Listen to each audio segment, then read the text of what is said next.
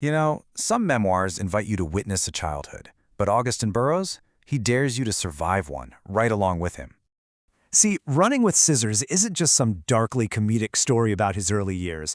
No, it's this raw, really unnerving look at parental neglect, mental illness, and just the absolutely absurd elasticity of human endurance. But to really understand the chaos that's coming, we've got to first take a look at the world Augustine built for himself before everything completely fell apart. Okay, so as a child, Augustine thrives in this world of structured obsession. I mean, he meticulously polishes his hair, he idolizes shampoo commercials, and he crafts these really elaborate fantasies about fame and perfection.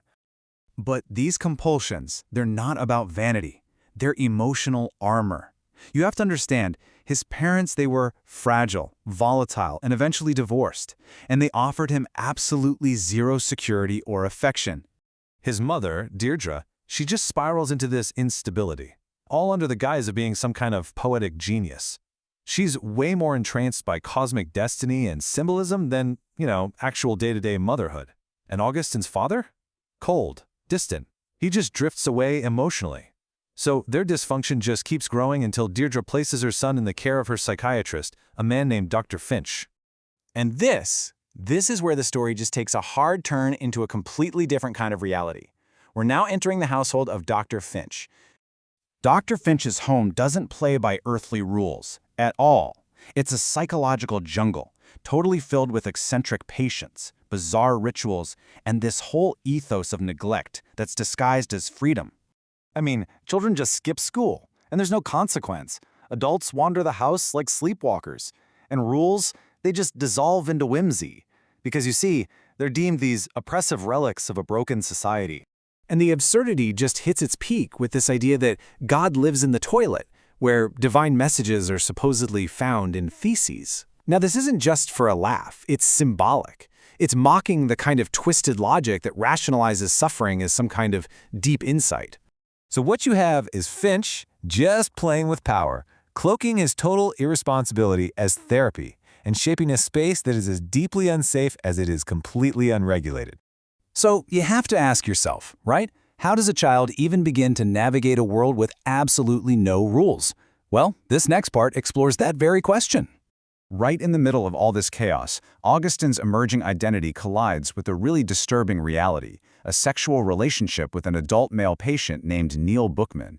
And Burroughs writes about this with such painful honesty. He never romanticizes it, never flinches away from it.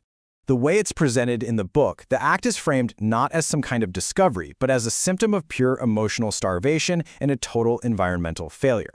He's just denied a childhood that fosters consent or boundaries or safety. Instead, he's asked to decode intimacy from dysfunction, and that's a skill no child should ever be forced to learn. But here's where Burroughs' genius really shines. It's not just in the narration, but in the interpretation. His humor, it isn't lighthearted, it's forged in fire. All the absurdity in his world, siblings flinging food at each other, psychiatric theories scribbled on napkins, therapy sessions held in cluttered kitchens. None of that is just comic relief, it's a survival strategy. He teaches us that laughter, especially when it's laced with irony, can soften the sharp edges of trauma. But, and this is key, it doesn't erase them. And Burroughs never ever pretends otherwise. So, after all of this, who does Augustine even become?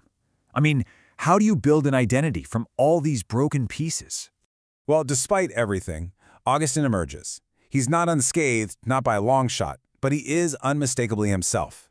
He develops this audacious personality, a fierce independence, and a real appetite for self-expression. And writing becomes his mirror and his map. He doesn't clean up the past, he curates it, with just raw honesty and incredible style.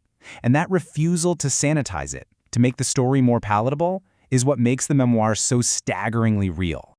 Now, his escape from the Finch household, it doesn't come with some grand revelation. There's no tidy resolution, no Hollywood ending. He simply moves on, carrying the weight and the wisdom of a childhood that was absolutely forged in chaos. And beyond just the personal story, the memoir really serves as this powerful social critique. It exposes the dangers of unchecked authority and mental health, the real consequences of parental failure, and society's blindness to childhood trauma when it just masquerades as eccentricity. And it asks some deeply uncomfortable questions, like, What happens when adults just abandon the emotional contract of care? Can creativity truly redeem pain, or does it just narrate it more beautifully? And what does healing even look like for those who grew up without any rules, love, or protection? Ultimately, Burroughs doesn't offer redemption. He offers reflection. He paints life not as it should be, but as it really is for so many people. Unfair, bizarre, and just relentlessly unpredictable. What his story does is give a voice to children who live through the completely unbelievable, and in doing so, it makes their truth absolutely undeniable. In a world that so often sanitizes trauma or wraps it in these neat little redemption arcs, Running with Scissors chooses honesty over closure. And that, perhaps, is its boldest act of courage.